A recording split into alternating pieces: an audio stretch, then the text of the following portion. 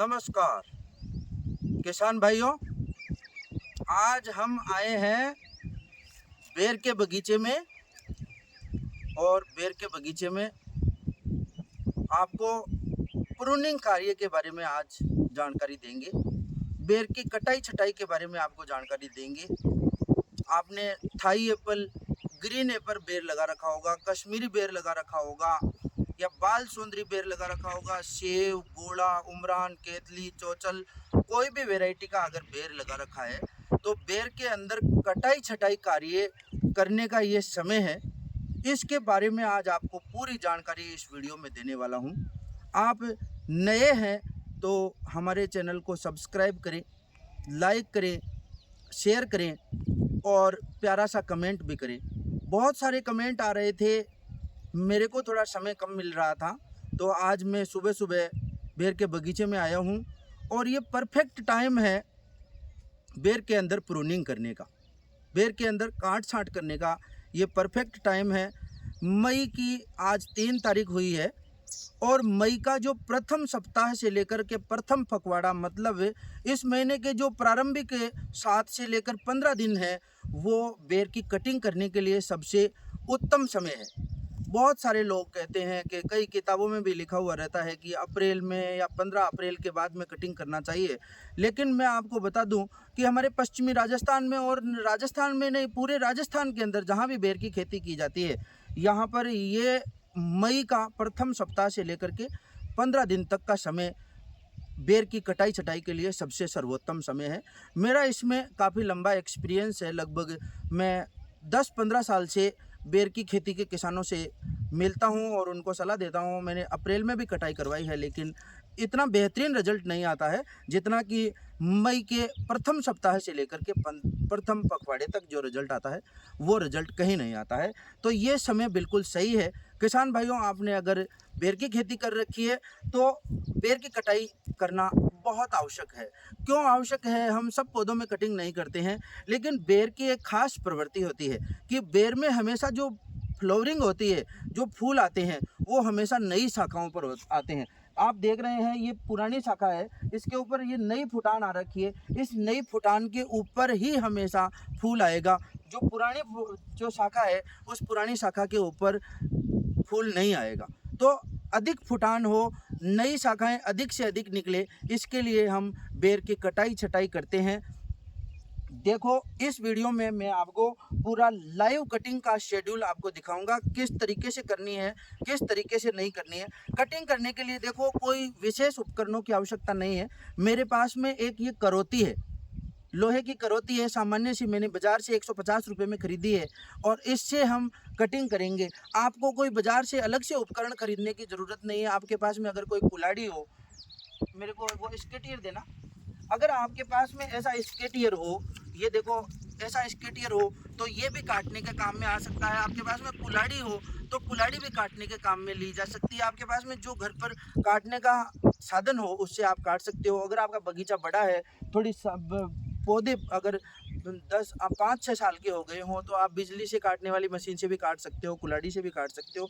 बस ध्यान रखने वाली कुछ बातें हैं जो मैं इस वीडियो में आपको बताऊंगा बारीकी से, उनका आप खास करके ध्यान रखेंगे। देखो, ये जैसे पौधा है, 2 साल का पौधा है, आप देख रहे हैं पूरा बगीचे के अंदर बेर के पौधे लगे हुए हैं। मैं आज यहाँ पर डेमो करने के लिए आया हूँ।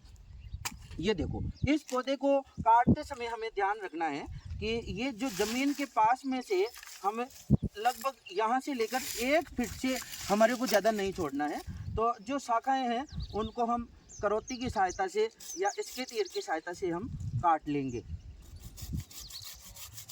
ये देखो, ये मैंने यहाँ पर काट लिया है। ऊपर जी थोड़ा इसमें मदद करना। और ये जो शाखाएं हैं उनको हम यहाँ से इस तरीके से काट लेंगे।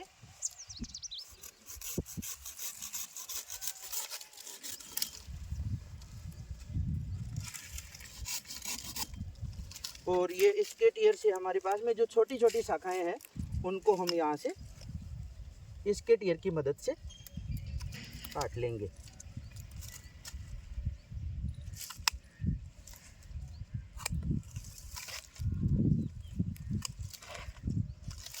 ये हमने पूरा इसको काट लिया है।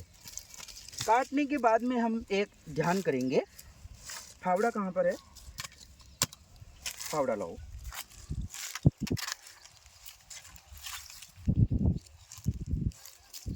और इस पौधे के पास में से हमारे को थोड़ा चारों तरफ से इस तरीके से सफाई करनी है। पौधे के पास में ऐसे थोड़ी सफाई कर लेनी है, जिससे क्या है कि इसकी ज़मीन के पास में काफ़ी दिनों से छाया रही थी, तो इसके भी धूप लग करके और ये ठीक हो जाएगा। अब देखो ये मेरे पास लाओ। इस डिब्बे में हमने कॉपर ऑक्सीक्लोराइड, थोड़ा पास में से लाके दिखाओ, पास में आ जाओ, आप भी थोड़ा नीचे आ जाओ। ये हमने इसमें कॉपर ऑक्सीक्लोराइड घोल रखा है, जिसको हम यहाँ पर कटे हुए भागों पर लगाना नहीं भूले। जहाँ जहाँ पौधे पर हमने कटिंग की है वहाँ पर इसको इस तरीके से ब्रश से या कपड़े की सहायता से लगा सकते हैं। जहाँ जहाँ हमने कटिंग की है वहाँ पर इसको लगाना नहीं भूलें।